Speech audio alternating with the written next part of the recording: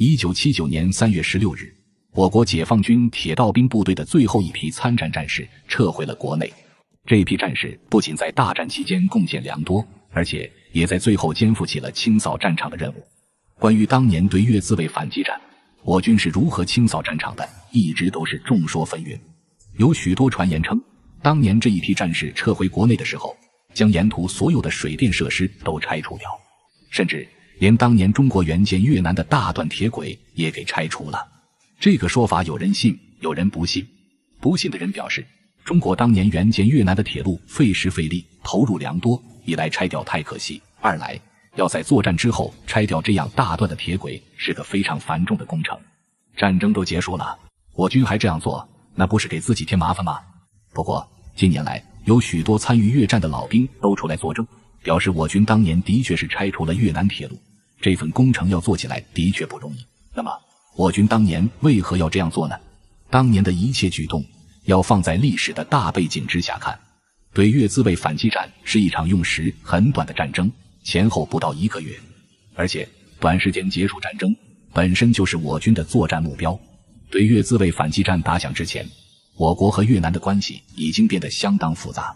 新中国刚刚建立的时候，中国和越南的关系一度很不错，因为两国都曾长期受到列强的欺压，也都在努力地寻求一条自强之路。更何况两国都先后成为了社会主义大家庭之中的一员，从任何角度而言，互帮互助都是应该的。因此新中国建国不久，便先后参与了抗法援越和抗美援越2场战争。越南能够摆脱殖民者的统治，离不开中国的鼎力支持。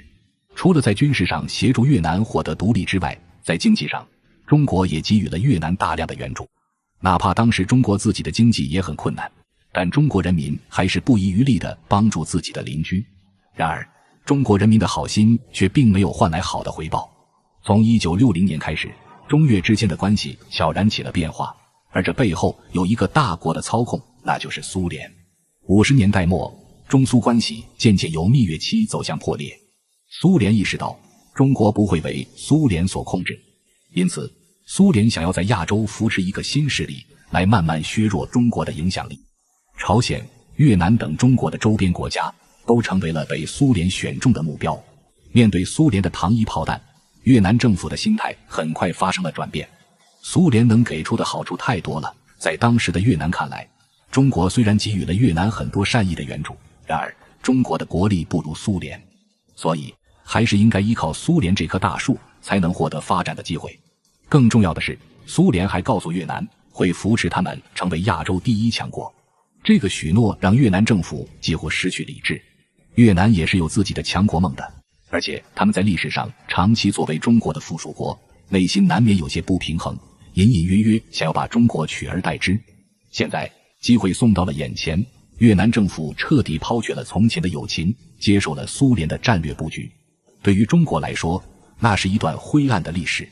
苏联在越南的港口修建军事基地，从而在陆地与海上同时对中国进行封锁。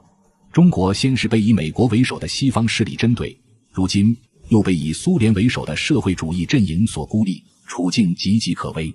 在感情上，越南的背信弃义也是令中国人民无法接受的。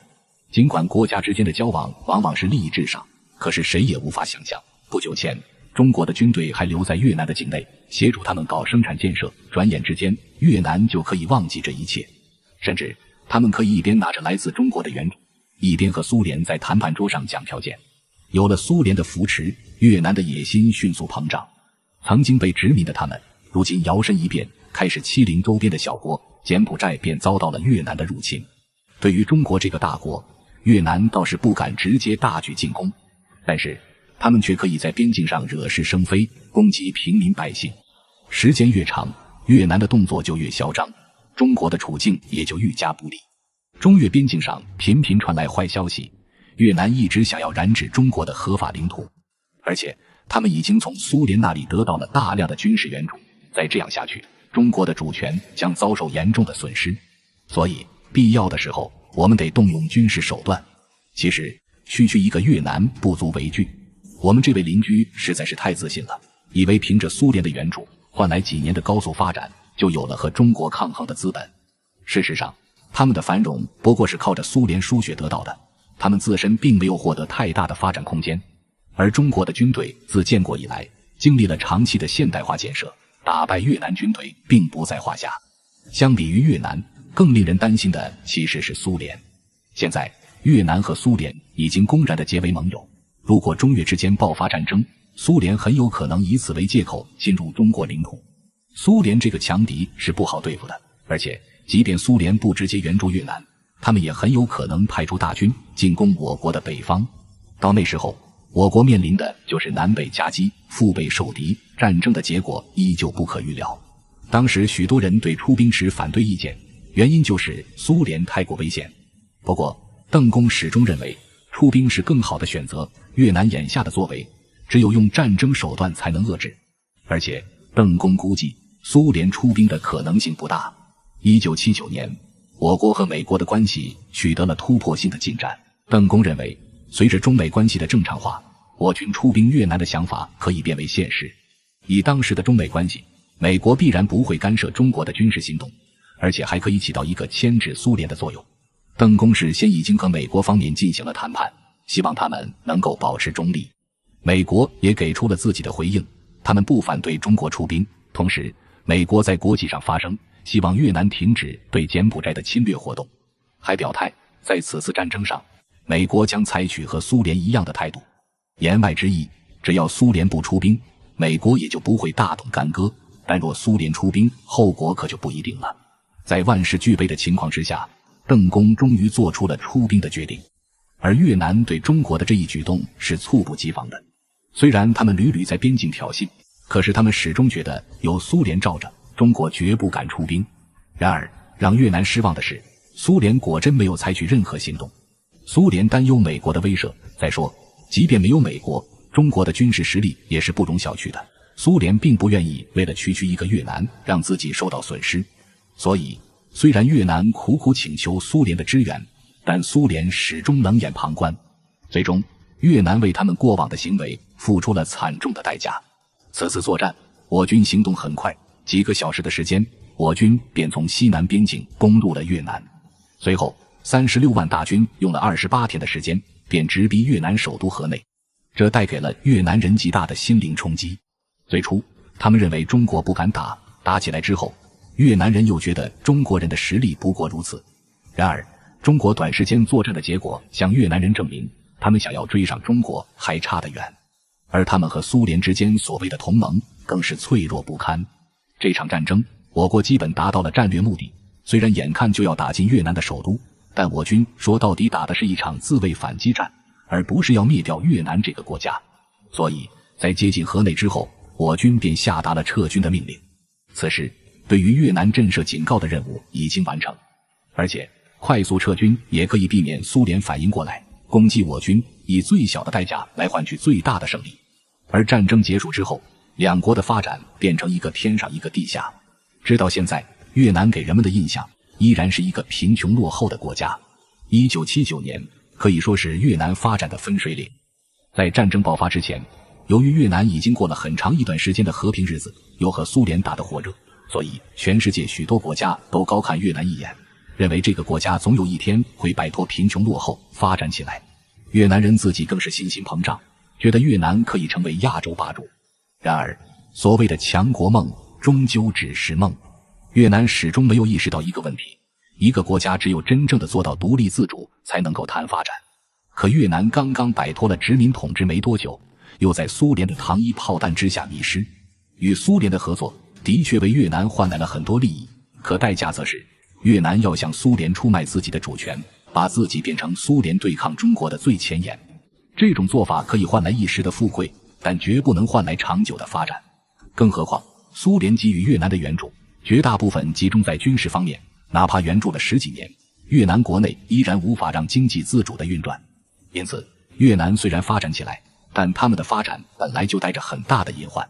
而在战争之后，这些隐患再也按压不住了。对于中国来说，遏制越南的发展也是必要的战略，因为越南一旦发展就会膨胀，到最后受害的依旧是中国。我们要通过这一战彻底粉碎越南的野心。所以中国方面安排最后撤离的铁道兵做了这样几件事。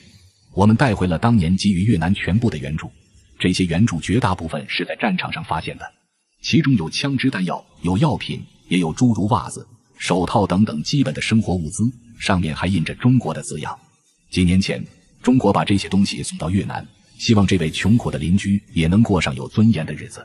然而几年之后，越南堂而皇之地拿着中国的资助，把枪口对准了中国。越南这样做直接断送了两国之间的友谊，